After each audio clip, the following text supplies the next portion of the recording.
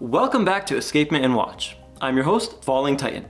Now, in today's global situation, I don't want to say the name, we must remain vigilant. We must remain strong.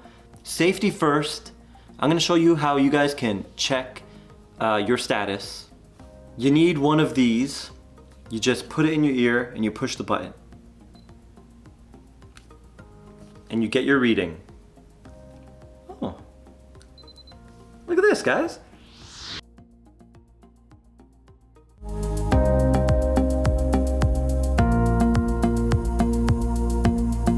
Let's begin. Thank you to Kavar Jewelers for lending in this beautiful watch.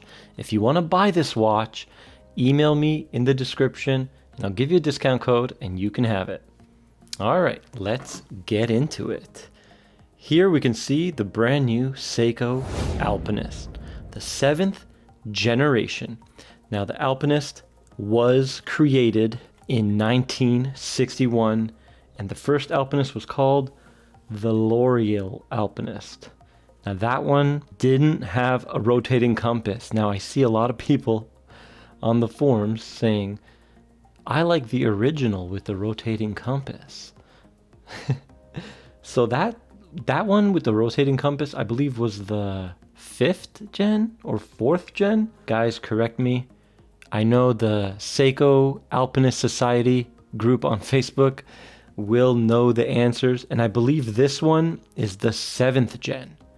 The 7th gen I'm calling the No Compass Alpinist, or the NC Alpinist. It's not a perfect name, but it's better than Baby Alpinist, which is ridiculous. Stop saying that. A lot of people beat me to the review, and mostly they were jewelers, and they were calling it the Baby Alpinist. We gotta figure out a better name, so I'm calling it the NC Alpinist, the No Compass Alpinist. Or I'm thinking 7th gen Alpinist, because it's nicer to say than I'm wearing the Baby Alpinist. It's just not, no. Okay? No.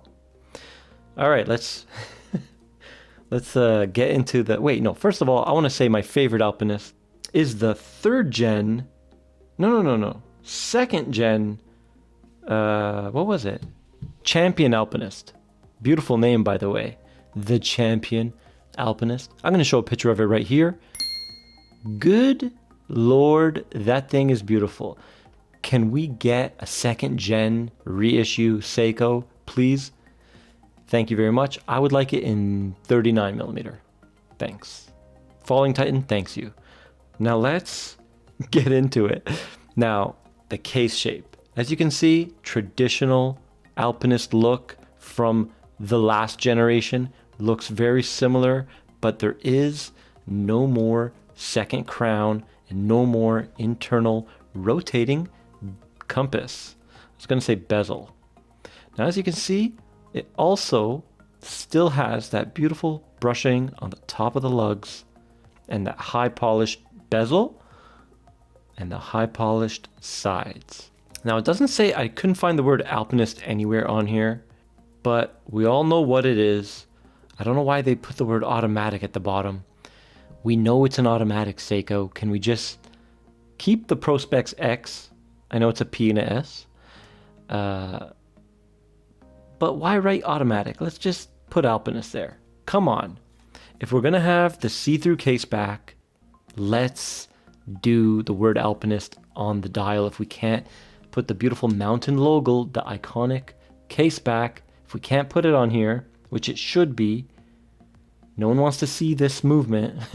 Well, no offense. Speaking of the movement, 24 joules, 21.6 VPH, hack Henwine automatic, 3 Hertz, 60 Gauss magnetic resistance, and of course the 70-hour power reserve, the 6R35A with that decorated rotor, Côtes de Genève. So a little bit nicer than the 4R and the 7S26. Now let's get into the measurements because they have changed from the previous generation. 38 millimeters in diameter, 12.9 millimeters thick. So under 13, very nice. And the lug to lug 46 millimeter wingspan. Very important measurement depending on your wrist size. You're going to want to know that one. But this is a pretty compact size. But even though it's really small and compact, very strong water resistance. 200 meters screw down crown. Unfortunately, it's not signed. That's a bummer again. And hopefully one day we get back the signed crown on the Alpinists.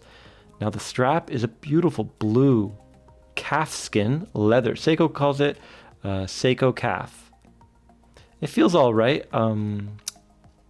Pretty smooth, soft, it's very thick. I feel like it will be comfortable. I never tried it on, but it's definitely going to need some breaking in. Not like the old Alpinist with that brown fake leather, which was called genuine leather. This one seems to be a little bit better. We're moving a little bit higher in quality. So this one might be wearable. I don't know. I've never had it long term. But hopefully someone watching this in the future will update us in the comments and then I'll pin it. All right. And that sapphire crystal is domed. There's a little bit of distortion. It looks flat, and I was trying to see the distortion. That doesn't happen on a flat crystal. And Seiko does call it curved, so I believe it's a single dome, and there's no anti-reflective coating. So you're going to get a lot of reflections. If you have a flat dome, no anti-reflective coating is a lot better, but I swear this looks flat, but then I know it's not because Seiko said it's not. It's interesting. Very interesting. Maybe if I spend more time with it, but those are the exact Seiko words, curved sapphire. And they did not say anti-reflective coating, and they usually do when it has it. And then when I was filming this, the macros, I noticed not so good performance in the anti-reflective coating, which made me say, hey, this doesn't have any. So anyways, the dial is amazing. Let's check it out. It's got that fume dial, and it's very textured and grainy. It looks like a thick, beautiful matte texture. It has a nice vibe to it, tool-ish vibe. This is a great field watch look. I love it. It's not in your face, but it still has a beautiful burst of color. And the hands are all brushed, very nicely done. And that orange tip seconds hand. Orange and blue are complementary colors, and it looks great. People might confuse it for red, but when you look at it closely, you'll see it is orange. Now the indices are, I believe, printed on, not applied anymore, which is kind of strange and a little bit ding for me personally is the indices and the lume on the hands do not match. They look like they're different colors. I wish they faux patinaed the hands to match that yellowish, creamy tone of the indices and the Arabics. Interesting fact, the 3rd gen, which is the red Alpinist, was the first Alpinist with this style of dial. So this 7th gen is borrowing from the 3rd gen design, where there's an Arabic, an indice, an Arabic, an indice, an Arabic, an indice, an Arabic, and so on. Now the price, $700 USD. It's a fair price for what you're getting. 70 hours of power reserve, sapphire crystal, 316L stainless steel, 200 meters water resist, and you're getting the Seiko brand name, which they have a lot of history, very respected in horology, and it's a powerful brand, so you got to pay a little bit to get that brand name. Now, let's compare it with... I don't have anything on hand. My Willard. Look at that. All right, guys, sorry for the blue watches. There's been a big wave of blue watches on the channel. And the next video is a blue dive watch with a blue insert as well, and is not a Seiko. It's from a famous brand, and they sent me a watch, and probably going to be the last watch they send me. I hope not. I hope they don't take it to heart. Anyways, so there it is next to the blue Willard, Captain Willard, my beautiful new watch. Good Lord. All right, and I guess we'll show it on my wrist on the other side without the Willard distorting your view. 6.5-inch wrist. All right. Man, it wears amazing. I can't believe it. It wears like the old Alpinist. I used to have the white Alpinist. Check out my review. And the blue Alpinist I used to have. The one with the compass. And yeah, the SPB157. So this feels like it wears exactly the same. So I don't see, even though it's 1.5 mm smaller, the blue Alpinist was 39.5. This is 38. I don't see it visually on wrist. So that's interesting. So guys, don't worry. If you have an old Alpinist and you're worried this might be too small, don't worry. It's going to be fine. Let's check out the weight. 76 grams. Oh my God. Extra light. Very nice. So it's going to disappear on the wrist. 100%. Let's do the time grapher. All right, angle of attack. Let's get it 53.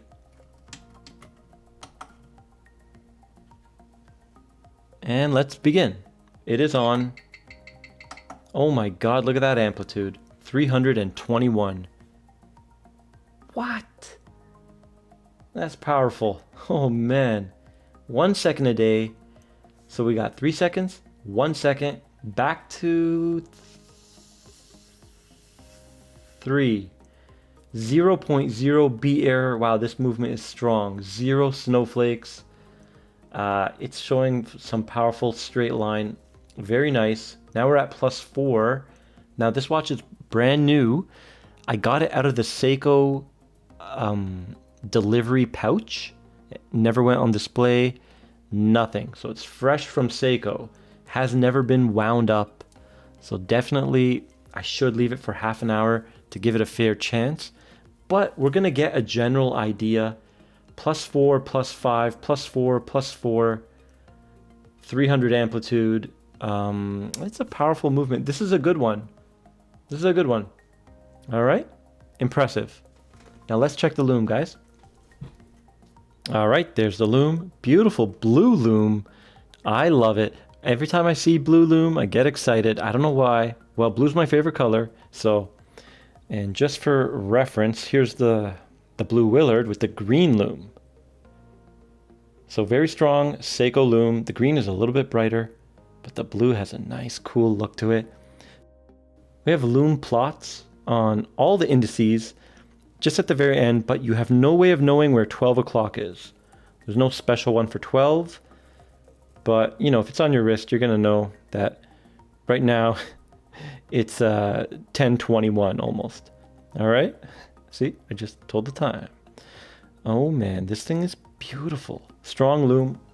I'm a fan.